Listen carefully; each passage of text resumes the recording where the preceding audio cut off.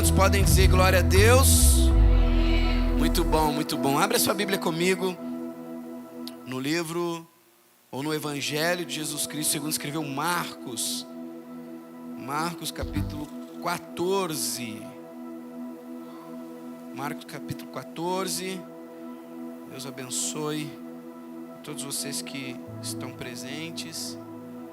Bom demais ter vocês aqui. E tenho algo dos céus para entregar para a tua vida hoje, que vai ser um marco na tua vida. Eu creio nisso. Vai marcar a história da sua vida, vai mudar. Marcos 14, a partir do versículo 1. Temos na nossa projeção. Muito bom, muito bom. Após, vamos na versão da projeção. Faltavam apenas 2 dias para a Páscoa e para a festa dos pães sem fermento. Os chefes dos sacerdotes e os mestres da lei procuravam um meio de prender Jesus de maneira fraudulenta e matá-lo. Contudo, diziam, não durante a festa, para que não haja tumulto no meio do povo. Quando Jesus estava em Betânia, reclinado à mesa na casa de Simão, o leproso, aproximou-se dele uma mulher, com um frasco de alabastro, que continha um perfume muito caro, feito de nardo puro. Ela quebrou o frasco, derramou o perfume sobre a cabeça de Jesus. Alguns dos presentes, indignados, começaram a dizer uns aos outros: por que este desperdício de perfume? Este poderia ser vendido por mais de 300 denários e o dinheiro ser dado aos pobres. E eles a repreendiam severamente. Deixem-na em paz, disse Jesus, porque vocês a estão perturbando. Ela praticou uma boa ação para comigo, pois os pobres vocês sempre terão com vocês e poderão ajudá-los sempre que desejarem, mas a mim nem sempre terão. Ela fez o que pôde, derramou o perfume no meu corpo antecipadamente, preparando-o para o meu ou para o sepultamento. Em verdade lhes digo que onde quer que o Evangelho for anunciado em todo o mundo, também o que ela fez será contado em sua memória. Amém. Esse é um texto que nos traz muitos ensinamentos. Nós estamos iniciando, como eu já disse, hoje é o primeiro dia que vamos falar sobre o assunto valor. É muito importante a gente entender que valores, eles são praticados em várias áreas da nossa vida. Mas independente da área que nós vivemos, a questão do valor, nós precisamos diferenciar valor e preço. Porque ambas as áreas, seja ela espiritual, emocional e física, elas possuem as duas coisas, preço e valor. O preço é aquilo que você estipula. Por exemplo, quem tem comércio, quem trabalha de maneira autônoma, é aquilo que você atribui a um determinado produto. É um preço que você coloca. Mas o valor, de maneira rasa, o valor é aquilo que a pessoa que está recebendo atribui a ela. E por mais que o preço seja elevado, não quer dizer que tem valor elevado. O que muitas vezes faz é seletividade de cliente. Então, a exemplo de um restaurante que cobra uma refeição para uma pessoa R$50, eventualmente ele é muito mais valorizado do que um restaurante que cobra R$300, a depender de quem frequenta o lugar. Vou te dar um exemplo. Eu chego num restaurante onde, exemplo para a gente poder começar a entender isso, para a gente vir para o texto. Se eu chego num restaurante onde a comida é R$50, vou usar essa expressão, valor, preço, em vez de valor, preço. E tem à vontade, o atendente me recebe e diz: olha, você pode comer de tudo. Tem salada, mas está cheio de salada, ninguém come salada, né? E você vai lá e tem arroz integral, o normal, carne, costela, feijoada. Para quem gosta da feijoada na quarta-feira, ô glória. Quem comeu feijoada hoje? Ninguém comeu feijoada hoje? Meu Deus do céu. Bem, feijoada, dobradinha, essas coisas todas. Você chega lá e enche, repete. Aí você sai de lá, meu Deus, não aguenta nem trabalhar depois do almoço. Entendeu? Aí alguém te pergunta, fala: e aí, como é que é aquele restaurante lá? Aquilo ali é bênção, pode ir lá que você não vai se arrepender. Aí a mesma pessoa vai para uma outra cidade ou para outro lugar, ou na mesma cidade, e ela precisa também fazer uma refeição. Ela chega num lugar, quanto que é a refeição aqui? Morrendo de fome. E ela entra, e já aconteceu isso comigo. Eu estava na praia uma vez, entrei com a minha digníssima esposa, sentei, peguei o cardápio. Quando eu abri, falei: sangue de Jesus. Alguém já passou por essa experiência? Eu falei: sangue de Jesus. O que a gente faz? Sai correndo, disfarça, pede uma água? Qual que é aqui que a gente vai fazer? Entendeu? Mas aí você abre e você fala: meu Deus do céu, isso aqui deve ser bom. Não vou correr não, vou enfrentar esse preço aqui. Vou enfrentar esse preço aqui. E aí de repente a pessoa vem com um pratinho. Aquele pratinho, você fala assim: isso aqui é para Alice? Esse pratinho aqui não dá não. Isso aí você pergunta: isso aqui é a entrada? Tem entrada? Não, senhor, esse é o prato principal, né? Eu falo: sangue de Jesus, não volto aqui nunca mais. É a mesma pessoa que foi no lugar que pagou R$50, um preço mais baixo. E ela foi num outro lugar e pagou, quanto que foi o preço que eu falei? R$500, R$300? R$300. R$300. E ela saiu de lá, desses R$300, indignada com aquele pratinho. Para essa pessoa, aonde tem mais valor? O de 50 ou de 300? Vocês entenderam que valor não tem a ver com preço? Mas eventualmente você pode até pagar mais caro num prato. Um dia eu estava com minha esposa num lugar que todo mundo falava: ô, lugar bonito, gente, é lugar lindo, Ilha Bela. Quem já foi para Ilha Bela aqui? Ô, lugar lindo. Que é lindo, é verdade. Só não contaram pra gente que tem uns extraterrestres de pernilongo lá, que você dorme de calça e ele te belisca ainda. Eu estava com ela lá numa outra ocasião, e a gente parou quase que uma cantina, 3 bancos ali e tal.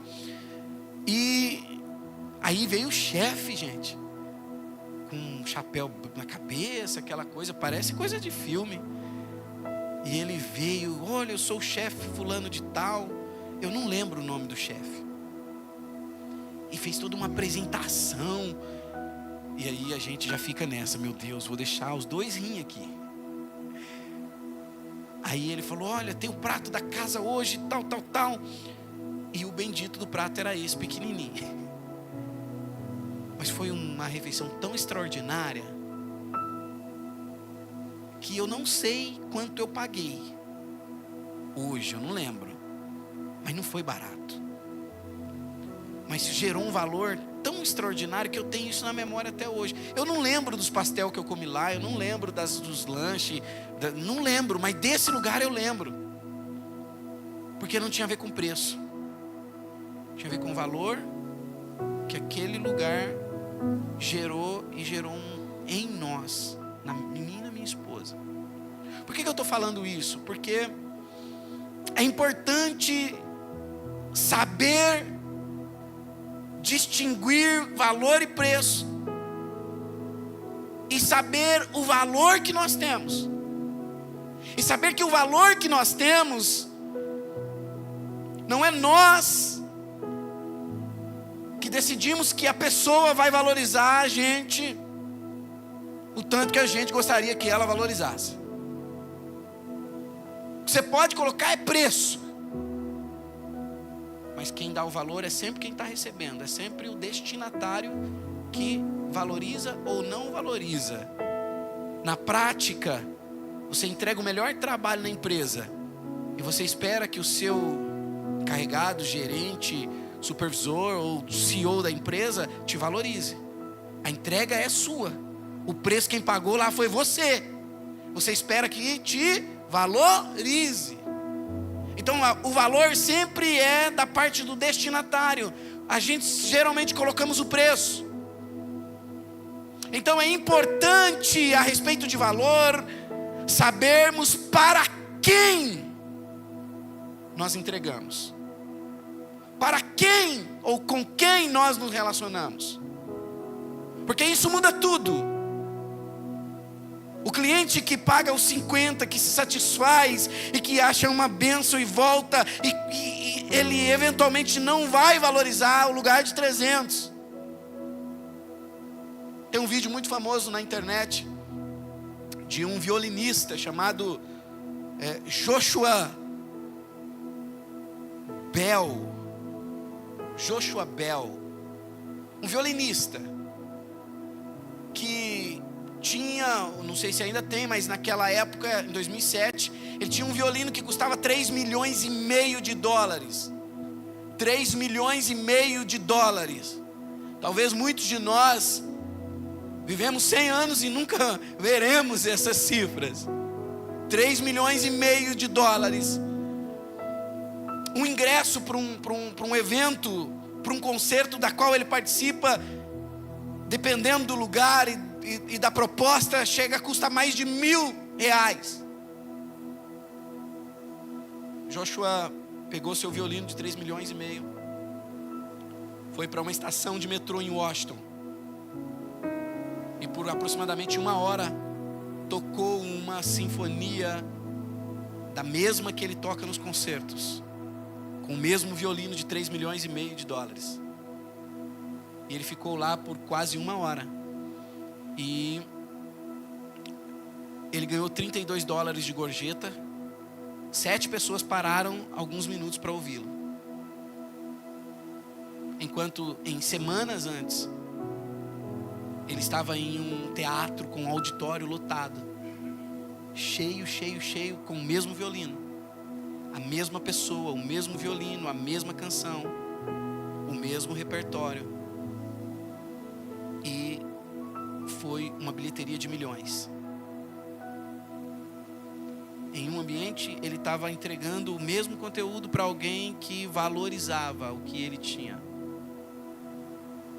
Em um outro ambiente, na estação de Washington, ele estava entregando conteúdo para as pessoas que não valorizavam o que ele tinha. E às vezes a gente fica frustrado com pessoas que não valorizam o que a gente entrega. A gente fica frustrado às vezes com a família, com a esposa, com filhos, com o pastor, com o líder, com o encarregado, com muitas pessoas. E a gente gostaria que eles valorizassem aquilo que nós entregamos. Mas é muito importante saber para quem eu entrego e de quem eu espero a valorização. Porque vai acontecer na vida de muitas pessoas viver uma vida inteira frustrada porque ela está entregando para a pessoa errada. Ela tem uma expectativa de que essa pessoa, que eventualmente é aquela que estava na estação de metrô de Washington, valorize como aquela que está lá no ambiente do teatro e que não tem a ver com preço, tem a ver com o valor que ele dá àquilo que está sendo entregue. Se eu te perguntar, você tem um quadro na sua casa? Quem tem um quadro em casa, pendurado em algum canto da casa lá? Quem tem um quadro? Olha, tantas pessoas têm quadro. E se eu perguntar para você, o quadro que você tem é o quadro da Mona Lisa? Quem tem o quadro da Mona Lisa em casa? Não?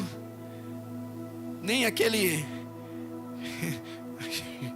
Mande Shenzhen? O que é que vai numa tela? O que vai numa tela? Tecido, tinta e madeira. Tecido, tinta e madeira. Quantos milhões vale o quadro da Mona Lisa? Eu não sei. Mas só de falar dele a gente já sabe que vale um monte de dinheiro. Valor. O objeto em si não é o foco da questão. Porque quadro por quadro você tem um na sua casa. Um quadro pintado com tinta, você tem um na sua casa. Um quadro pintado com aquela tela, com as madeiras, você tem na sua casa. E eventualmente as pinturas são mais bonitas ainda. Mas aí você olha para aquela mulher que eu fico, quando eu vejo, eu falo, meu Deus do céu, que mulher, para nossa geração, ruim. Pergunta para um jovem se casaria com uma mulher daquela. Nem a pau, de jeito nenhum. Mas aquele quadro tem um valor absurdo, porque tem a ver com quem fez, na época que fez, como fez, o contexto, a história dessa pessoa. Então diga alguma coisa comigo, diga assim: o valor da minha vida é muito importante eu saber com quem eu compartilho. Aprenda a compartilhar os valores da sua vida com quem valoriza. Não espere que pessoas que não vê valor em você, no que você compartilha, não se frustre com essa expectativa. A mulher do texto que nós lemos, João diz que é Maria. E tinha lá algumas pessoas, inclusive os discípulos de Jesus. E o texto que nós lemos diz que começaram a interrogar ela. Os discípulos chegaram nela e falaram: você está maluca? Então os discípulos não mereciam aquilo que ela tinha para entregar. Tem pessoas que não merecem o que você tem para entregar. Vocês estão aí, amém ou não? Tem pessoas que não merecem. Você vai ficar chorando, choramingando, se frustrando o tempo todo, porque você quer entregar para alguém que ele não faz ideia do valor que aquilo ali tem. Ela foi entregar para quem? Para quem sabe valorizar. Diga para quem está do teu lado, fala: a sua entrega precisa ser para quem sabe valorizar. Aleluia. O objeto em questão não é o detalhe. O detalhe é para quem está recebendo, o destinatário daquilo. Às vezes um presente, ele não precisa ser um presente de R$1.000, um presente de R$10, ele é recebido com tanto valor, como muitas vezes muitas pessoas querem impressionar com presentes absurdos de preço, mas não tem valor. É só preço. Eu um dia, e isso mexe muito comigo, porque eu vivi muitas experiências. Um dia depois de mais ou menos uns meses de casado, ó, que linguagem mais nobre. Chegou o final do ano, gente. A gente casou em março. Foi março, né? para ver se ela está lembrando. Porque se ela não lembrar, eu já vou ficar bravo. A gente casou em março. Quando chegou em final de ano, eu, na minha casa, tal, falei, vou comprar um novilho. Só que era caro. Aí eu, junto com a minha esposa, chamamos meu cunhado, minha cunhada falou, vamos comprar junto. Aí beleza, compramos, o homem limpou tudo, tal. Veio carne, gente. Os carnívoros, para quem gosta de carne, veio carne com força, que não cabia na geladeira. Tive que arrumar umas geladeiras emprestado para poder dividir e colocar lá. Aí eu peguei um pedacinho, 1 quilo assim, ó, de uma carne que geralmente é 1 quilo, 1,3 kg, que a gente come só de vez em quando. Entendeu? Vocês sabem que carne que é essa, não? É a picanha. Eu guardei essa carne. Falei, essa aqui vai ser naquele dia especial. Os dias se passaram. A gente foi comendo carne daqui, chegou no dia especial. Falei, deixa eu achar essa picanha. Mas cacei para tudo que é lado. Ou eu comi ela frita, ou cozida, ou no estrogonofe. De alguma forma eu comi e nem percebi. Por quê? Ela é uma carne nobre? Ela é uma carne nobre, mas ela estava junto com as outras carnes, com pessoas que não conhecem o valor das coisas.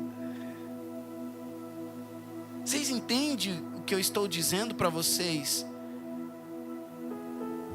Que tem muitas coisas na nossa vida que a gente vai sofrendo, a gente questiona Jesus, a gente quer mudar de lugar, quer mudar de empresa, quer mudar de emprego, quer mudar de casa, quer fazer um monte de mudança, e tem a ver mais com a minha expectativa das pessoas